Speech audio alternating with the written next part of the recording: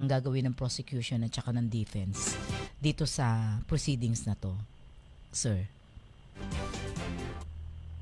Well, on the part of the prosecution, it looks like na-establish na nila na merong mga pagbabanta na nangyari, no? Na Okay. ginawa. Yung tinatawag na utterances na Mhm. yun yung term na ginagamit, 'di ba, Yes, dun sa oo. impeachment.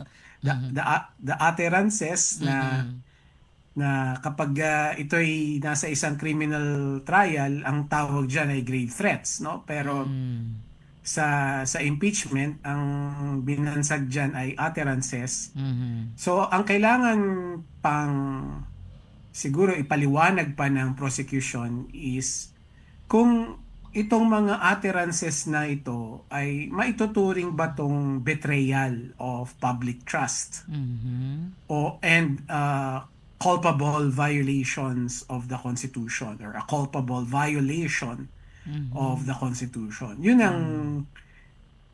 kailangan nilang ipakita Mhm. doon sa mga senator judges at sa atin na rin, sa yung mga nanonood na yung mga utterances na yon, yung napanood natin sa video na ginawa ni Vice President Duterte ay maituturing itong yun na nga, betrayal of public trust at culpable violation of the Constitution na magsasabi na dapat na siyang tanggalin sa pwesto. Mhm. Kasi yun naman ang nature ng impeachment. Yun ang pakay ng impeachment. Mhm. Tanggalin sa pwesto yung na-impeach na official. Mhm.